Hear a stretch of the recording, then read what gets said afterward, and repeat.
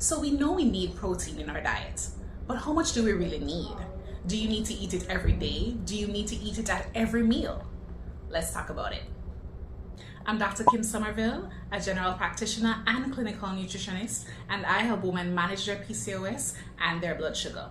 Today we're going to be talking about protein. Why do you need it? How much do you need?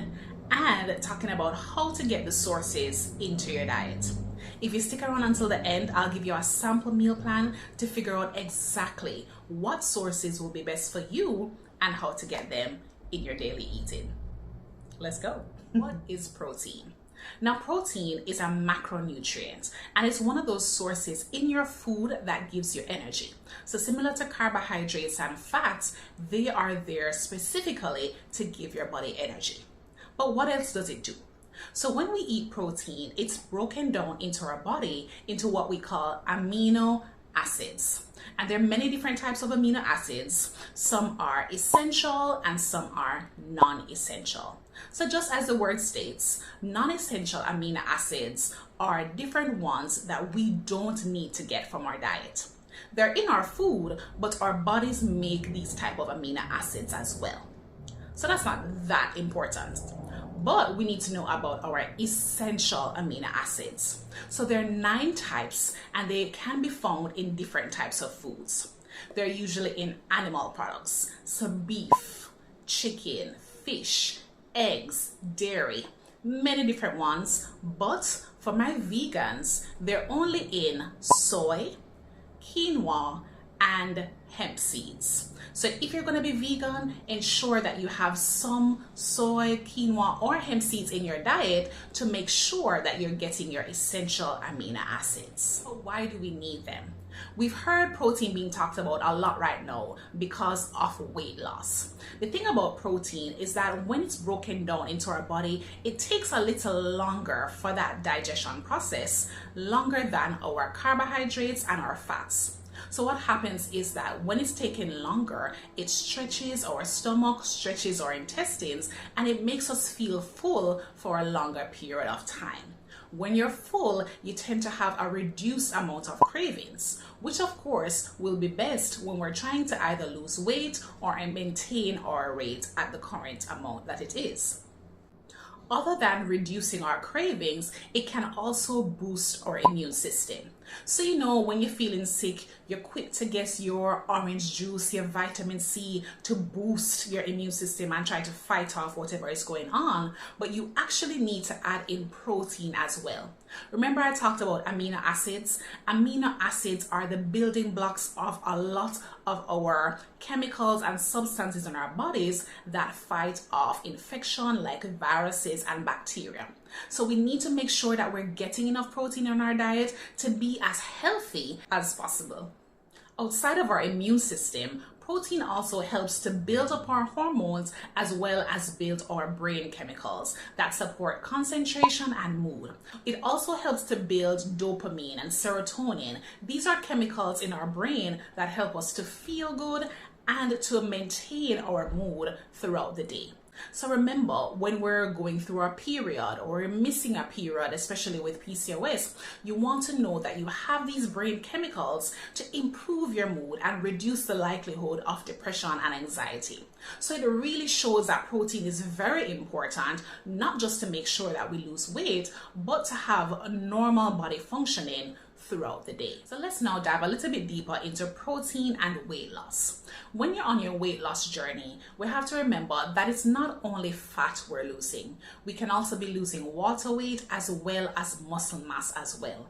And we really don't want to lose muscle. Protein helps to build lean body mass in terms of muscle and to maintain it once you're losing weight.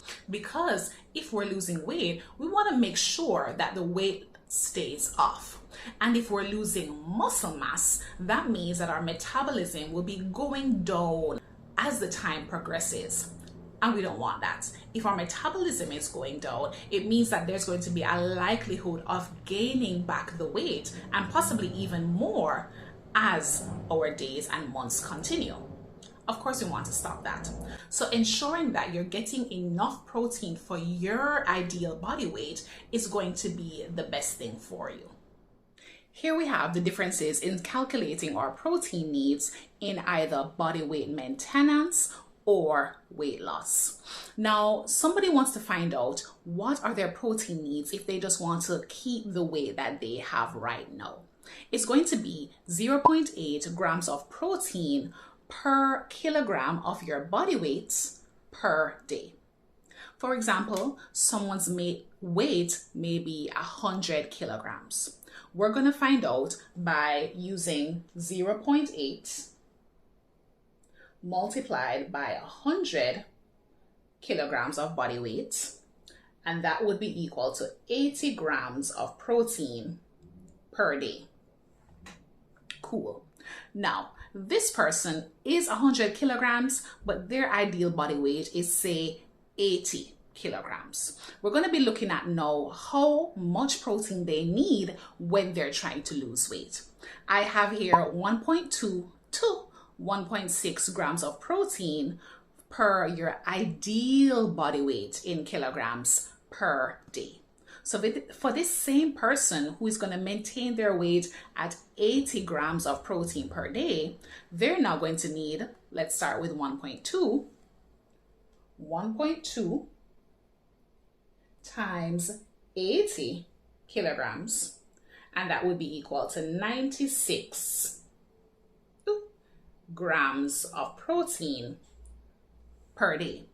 So as we can see, even though the amount of weight that we're using here for weight loss is less than your current weight, it is showing that you're going to need more protein per day in order to get to the weight loss requirements that you would like. And why is that? When you're losing weight, you actually need more protein, as I said before, to maintain your lean body mass. That is going to make sure that your metabolism doesn't drop too much and that you can continue to sustain that weight loss as you go on. I hope this helps. Let me know if you calculate your protein and just drop it in the comments so that we can all know that we're getting to understand what this is all about. Now you want to know how to translate that into your actual meals for the day. Usually, if you have a protein goal for your day, I would say to split that up.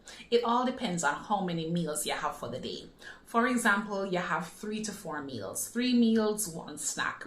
I would say split that up into 4. So for the person who's maintaining their weight and they're 100 kilograms, they would have about 20 grams of protein per meal. If somebody is now maintaining, let us say, they only have 2 meals per day, then that likely would have to be about 40 grams of protein per day. So as you can see, it's a little bit easier to have smaller meals more frequently than to probably have 2 large meals for the day. So here's a meal plan that has about 20 grams of protein for the day when it was split in between about 4 meals. For breakfast, you can have a cup of saltfish with some callaloo and 2 slices of breadfruit with a cup of tea, water, or a little diluted juice. For lunch, you could have about 1 cup of curry chicken breast with half cup of white rice, some string bean, and some carrots. For dinner, you could have 3 ounces of fish or 3 ounces of shrimp, and that can be with baked potatoes, some roasted carrots, some broccoli, even some pak choy as well, to ensure that you're getting your protein, but you're also getting your fiber too. If you're gonna have a snack, it could be a protein shake, it could be a Greek yogurt bowl with some fruits, and that would ensure that you're getting about 20 grams of protein in each meal for the day.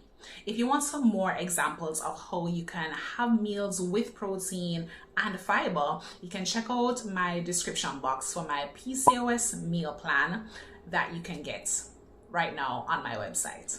So if this was helpful for you today, please give me a like, subscribe, turn on your notifications, and tell me how you're going to do when it comes to adding more protein into your diet. What have we learned today? We've learned that protein is essential in our diets. It helps us reduce our cravings, helps us to improve our muscle mass for weight loss. It helps to manage our immune system, and it helps to manage our brain chemicals, our mood, and our hormones as well. So we know we need it in our diet.